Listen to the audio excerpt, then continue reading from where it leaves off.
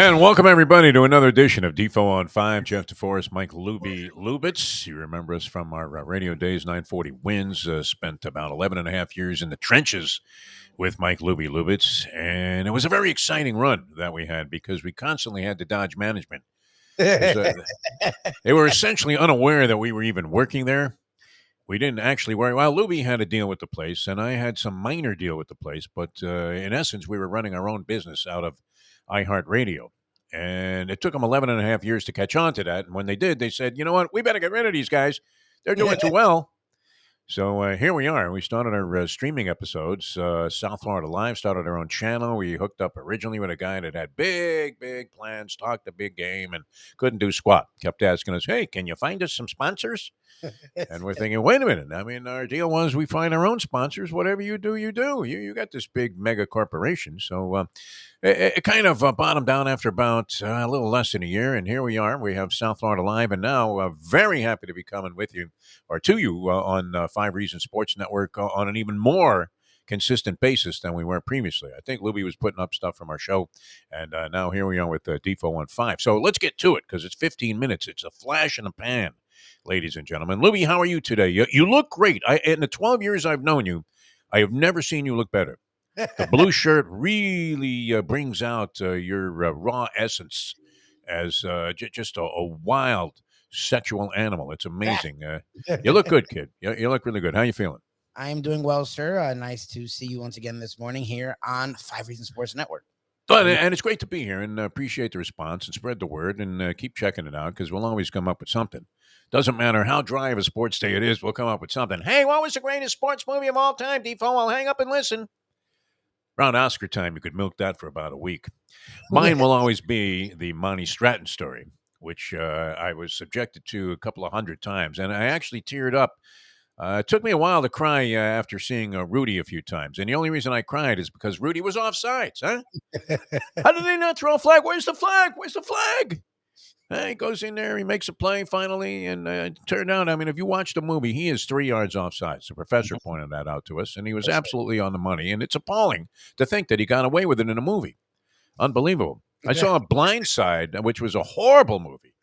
And that was like number 9 on a list that I was just looking at before the show today. And I'm thinking, how is that even included in the top 1,000? Blindside. Remember that? And what tainted that movie more than anything? It wasn't Sandra Bullock. She's okay, but she was kind of boring in this role, and a fake Southern accent really didn't work. And yet, I mean, how could you possibly have people come to a theater? No wonder nobody goes to theaters anymore. They had Nick Saban in the movie playing himself. Nick Saban. You want to ruin it? I mean, a fantasy trip. You're going there to kind of escape things and sit in there and get the sound and everything. And there he is. There's Nick, looking, completely and totally like the prick that he is. And he's telling the kid, "Oh yeah, you'll be starting here by tomorrow." It's like that, what a bunch of BS there, Nick. Get out of here. We saw his recruiting technique. It was weak. It wasn't quite like Bobby Bowden choking down Mama's meatloaf. He was in there charming everybody, and I'm thinking, no, this isn't what really happens in real life. All right, so we had a quarterback carousel, always a coaching carousel to talk about in the National Football League. That always ends up in the same conversation, does it not, Michael? And Yes. and you particularly get edgy about the fact that you could have like 5 black head coaches in the NFL one year, 17 jobs open up, and by the next year you'll have 4. You have less. And Roger Goodell will stand up there at the Super Bowl and go, well, we're making great progress when it comes to diversity. Look, we have a couple of women referees. And you're saying, that's all right, but they're just as blind as the men. Can't you find some women with some eyesight? That would help a lot. We talk about it a lot, how they, are so afraid to make a call on TV. It's just disgusting. And now they take these former referees who were blowing calls their entire career, like Mike Pereira. I don't even know. Was he a referee or was he just a head of officials? No, he was ref. He was a ref, yeah, Mike Pereira. Because he must have been a really bad ref based on the fact that even given that there's a Zapruder film on a fumble, he can't figure out whether or not it was a fumble. And nobody knows when a catch is a catch. When is a catch a catch? I don't know. When she has... I don't want to say that she's well endowed. I mean, that would be very sexist and misogynistic, and we don't want to get Five Reasons Sports Network in any kind of a legal flap here. So we'll just stay away from that. But the quarterback carousel is interesting this year. We were talking with Brett Tessler, a good friend of ours, comes on our shows for years now. The agent to the stars, has about 20 guys in the NFL. Self-made man too. This was a guy I remember. He started with nothing, literally, and his lone client when he first started out as an agent, Trent Gamble of the Miami Dolphins, was making the league minimum and was a dynamite special teams player. Great guy too, but how much could you be making if you're getting 3% of 400,000, which was the league minimum at the time? So this guy was living on like 12 grand a year. And now he's a multimillionaire, like 50 times over. It's incredible. 20 guys in the National Football League, and he was saying that this will be the most fascinating off season in the history of the National Football League. That is a pretty bold statement, Lubie. But with regard to quarterback play and who's going to end up where, when do you have this many established quarterbacks available for teams to go ahead and make offers to? We had a couple of things change yesterday, the dynamic, and you would have to say, I don't know. Do you agree with this? Did the Jets blow it, or are Yes. we just overrating Derek Carr because he happens to be the best of a bad lot that's available? I think Derek Carr 2 years ago was a top 15 quarterback. He got paired with Josh McDaniels, who's proven himself to be an atrocious head coach, and it went down the tubes.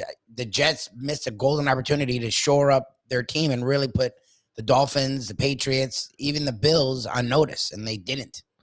Many people believe, Lubie, that the Jets are literally like a decent, not even a great quarterback, a decent quarterback away Yeah. from being a highly competitive and contending team. You 100%. could make a case for that, right? They had the offensive rookie of the year last year. They had the defensive rookie of the year last year. They held up pretty well. They looked good through 11 games. I believe they were 7-4. And you thought, is it possible? But then one look at Woody Johnson, and you realize that his tears are the tears of a clown when it comes to being an owner. Bop, bop, bop, bop, bop, bop, bop, bop, bop, bop. I saw him on the field a couple of years ago. I've said this before, but I actually thought he was wearing like a floppy hat, as if it was like floppy hat day in a Marlins game. Remember how popular that was? That was the only time they drew over 12,000, I think, that one season when they had floppy hat day. And they would have drawn more, except they ran out of floppy hats. It was limited to 10,000. They didn't give them to anybody under 5. So, and there was Jeffrey Loria at the gate. Nah, he's too young to get a hat. Take that hat back. He would pull the hat right off the kid's head. In another brilliant stroke of genius when it comes to public relations with the community, trying to ingratiate themselves inside the community there, so they'll come out and watch a couple of games on a charitable basis, because there would be no other reason to watch the game except that you were absolutely as bored out of your mind as you could possibly be. I mean, if regular season games are going on right now, you think a bunch of spring breakers would be going on there? I don't think so. All right. It's going to be very hard to attract fans this year for these Marlin games, especially since they're getting buried in every game in spring training. That's not really an encouraging sign. We're the kind of town that believes in spring training because we're so hungry for a win when it comes to baseball that we're thinking, yeah, we did real good in spring training. That was great. Exactly. The Yankees, when they were great in their heyday, used to routinely finish last in spring training, then come out and have the pennant clinched by the midway point in June. It was terrific. I mean, it's spring training. It doesn't matter, but you don't want to lose 16-2 every game. Competitive. Woody Johnson, for all of his money, his wherewithal with the floppy hat on, he looked like Woody Allen. I swear to God, Louie, I turned to my friend who was with, and we were downstairs about to go out on the field there and just schmooze around before the game with a few people. And Woody Johnson walked by, and not even with an entourage, with like 2 people that wanted to keep their distance from him themselves. And I don't know if he's a terrible guy or not, but, how could you screw up this much money? And then run the Jets into the ground? It doesn't speak much for, well, we could say this about almost any owner, for their business acumen being applicable to the sporting world, which is a very intangible thing to try and conquer. And we know the Jets are horrendous at this, but I thought it was Woody Allen down there on the field. I really did. I started to say, hey, isn't that girl a little young for you, Woody, huh? You married your daughter? What is that? And I love Bananas, one of my favorite movies of all time, speaking of Oscars, right? All people, all children who are not 16 are now 16. And everybody's going to wear their underwear on the outside of their pants. They should be doing that in New York after watching what's going on there. Did they blow it by not getting Derek Carr? What do you think, Libby? I do, yeah. I mean, they made the worst second-round pick since Blair Thomas. And I believe that was in 1990. By taking Zach Wilson at quarterback. All right, you think they blew it? I mean, where does that lead them? With Garoppolo, Aaron Rodgers, what? Geno Smith even signed a deal. They have to go all in on Rodgers, which he's not the cure-all. He's become a total head case. Like, you don't know what you're going to get out of Aaron Rodgers, and you don't know how long you're going to get it. I'm thinking if you were going to, acquire Aaron Rodgers, think about this for a second. Now, Derek Carr would have cost you nothing in terms of draft capital or any Yep. of that. Would Yep. only cost you money, Yep. which I'm assuming the Jets have if they're going to make a deal for Rodgers, whose salary this year, I believe, is like somewhere in the neighborhood of $60 million. I don't know if they have to pay all that, if they have to renegotiate it, but they would have to give up assets. Give Yes. up assets to get this guy who, at best, is a 1 year prop. And I guess he could just ride the subways all night and then be like Charles Bronson in The Vigilante if he wanted to get closer to darkness, right? Slipping into darkness, boom, boom, boom. I want a yacht with DiCaprio if I have this kind of cash, aren't you? Huh? I'm not going into Yes. some dark cheat. Maybe it's beneficial to find yourself. Anyway, that kind of leaves the carousel working. Gino gets 105 million. He gets the last laugh. Although it probably wasn't too bad. He was making $4 million a year last year, and everybody thought he was going to be a backup. I'm now convinced. Never mind Adam Gase, that Pete Carroll is the quarterback whisperer because he had Russell Wilson looking like a certain Hall of Famer. He probably does make the Hall of Fame, Russell Wilson, doesn't he? He should. I guess. I know he was a very exciting player, but that wasn't the case last year with Denver. I know. And you would have to think that Sean Payton may rue the day that he took the Walmart money there. Attention, Walmart shoppers. Everything is going to be 10% more costly this year because we signed Sean Payton to coach our team. They'll never run out of money. No. Never run out of money. But, look how great Russell Wilson was with Seattle. He's horrible with the Denver Broncos. True. And Nathaniel Hackett is supposed to be a quarterback whisperer, right? That's one of the reasons that Rodgers might be even more likely to sign with the New York Jets. But I don't know that Jimmy G is going to be their savior, Garoppolo. And they're not in a position really to draft one of these top guys, C.J. Stroud or Bryce Young. I don't know if any of these other guys are going to pan out. This Richardson's kid from Florida, you hate this, that he's getting all the steam that he's getting, Richardson. Because, what do you want? You want accuracy. That has to be a big priority, does it not? Yes, and in a quarterback? When he did the throwing drills, even the drills, he was horrendous. Yeah. He had just killed the combine, killed the interview. They loved him, and then Sunday he didn't throw it. And He's a stud, yeah. But throwing a ball, he looks like a pitcher that I used to love with the Yankees, Ryan Duran. You didn't know if he was going to throw a strike or throw one over the backstop, which was pretty high at Yankee Stadium. You really almost had to hit the people in the loge there. Knock some popcorn out of a nun's hands. Anyway, that got kind of interesting. Gino getting 105 million, I guess, is no surprise. He had a great season last year. Kind of faded a little bit at the end when Seattle had a chance to do something. But for most of the season, his statistics were enormous. See, do you throw all that out the window when it comes to, I hate to say this, clutch time, Lubie? Where a guy could have all the stats in the world, a big quarterback rating, a high completion percentage, a few turnovers, and then he gets into a game that really matters, and all of a sudden it's the choke.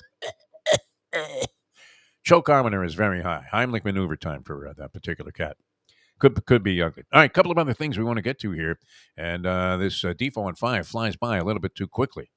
We're just making adjustments here, but it took us a while to get that whole quarterback carousel thing out of our system. You're Miami Heat, Lubie, and I know everybody on 5 Reasons loves the Heat. They went 2 in a row over the Hawks, and they're kind of zeroing in. 15 games left in the season, zeroing in on that 6th spot. But, sometimes it's just not good, to get what you wish for, right? You want to avoid the play-in game, but do you want to meet Philadelphia in the first round of the playoffs? Playing the Celtics. Might give them their best chance, actually. Bucks aren't better. Yeah. You wanted Celtics are falling apart, though. Go ahead. You wanted to be the 5 seed. It's where you wanted to be. And the Knicks got hot at the worst time for the Heat because the Heat got cold at the worst time. This will be appalling to a lot of Heat fans. I was reading a column here by a guy named Henninger, Colin Ward Henninger, which the guy looks like he's 19 years old, but he's, giving you power ratings in the NBA. Has the Knicks, number 1 power rating in the NBA right now. Knicks. He's an idiot. How far-fetched is that? Is he not watching the rest of the league? What's going on there? The Knicks are playing good ball. I guess they have, an 8-game win streak, so that's what he's working on. 9-game winning streak, the Knicks. Right now. Okay. Yes. Right now, they're still like 7th or 8th. Overall, how could you possibly put the Knicks as the number 1 power ranked team in the NBA. If you're doing that, you're going to be losing a lot of money. I want to book your action.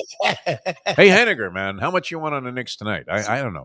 And they're playing good basketball, and they did it this quickly. It was unbelievable the other night in Boston. But Yes. you also have to look at what is Boston doing of late?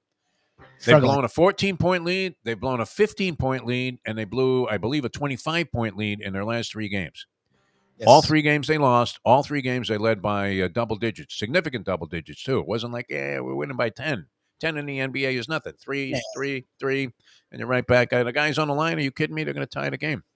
So, yeah, I don't know. That's a little far-fetched, though, isn't it? But the Heat at least giving it a good chase there by knocking off the Atlanta Hawks in back-to-back games, which is one of the strangest new developments. We'll have to talk to Scoop about this. Strangest new developments in the NBA, where a team plays the same team on its home court in consecutive games. When did they start that? This year? Where Atlanta stays in town. Now, you would have to think, women weaken legs, that Atlanta had no chance after a day off in between the 2 games to win that second game, and yet they played a much better ball game.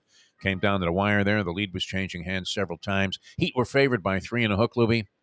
You wonder why it seems like most degenerate gamblers have speech impediments. The lead changes hands in a 3.5-point game 4 or 5 times in the last couple of minutes, and the Heat end up winning by 2 points. So the Hawks cover. So if you're a Hawks fan and a Hawks backer, you were happy about that. Well, what do you think? Best sports movie all time? Off the top of your head, Louie, just for Oscar week, I'm going to kick that off. Jesus. Oh God, I don't know. A sports movie. I like Remember the Titans. If you want not schmaltzy. That's always on the list. Yeah, Remember Like Titans. it's almost a real movie. Like I like Field of Dreams, and everyone makes fun of it, but I admit that it's corny and probably It's not usually on every list. Also, yeah, Field of Dreams. Rudy. What is it for you? You don't. What is it for you? Oh, it's Monty Stratton story. Oh, Monty Stratton. Sorry. Jimmy Stewart, man, Rain Out Theater. You have to be 100 years old to remember this, but Stratton, supposedly based on a real story. I don't know. Was there really a Monty Stratton that played baseball? I'm not sure. I probably should look that up after 100 years. But yeah, he loses his leg in a hunting accident and then comes out there and pitches an all-star game with a wooden leg. And the manager, it's very depressing. And the music in those Jimmy Stewart movies was as boring as anything that you could ever put together. I mean, whoever scored those movies from a musical standpoint literally should have been out there with Gary Gilmore getting shot in front of that Utah firing squad. I mean, it's just horrible. I mean, so boring. It made you just pray that the rain would stop and the Yankee game would resume. But they started bunting on this guy with a wooden leg, and it was hard to watch. Even June Allison was tearing up in the crowd. I think it was the fact that I still remember it signifies the fact that it's one of the greatest of all time. Overlooked, though, Lubie, Rocky 1. The Rockies are up there. Andy, I always forget about them as sports movies. Rocky 1, man. I think that might have been the greatest one ever. I remember a trainer friend of mine, Benny Giorgino, said, it's the greatest movie I ever seen. I mean, it was great. No, it really was. No, he liked Raging Bull. He liked Raging Bull a lot, which wasn't bad. I mean, Raging Bull, you would have to say, was a classic. Rarely mentioned among the best sports movies ever. Hey, as they say, that's all we have time for. Right? I mean, as the musicians are leaving the stage and everybody's screaming, one more, Freebird, one more. And they go, that's all we got time for. And right out the door into the limousine. We have to go. Lubie, always a pleasure. That's it for today. Defo on 5. We'll do it again tomorrow here on 5 Reasons. And check us out on South Florida Live with our regular show that runs from 7 to 9 live and is playing all day on an endless loop on South Florida Live. And we would implore you to subscribe to that as well here. Yes. If you're a fan of 5 Reasons and this, you'll really be a fan of that as well. So go ahead, subscribe. We need the numbers. Got to try to sell it to somebody. And we'll see you next time on Defo at 5.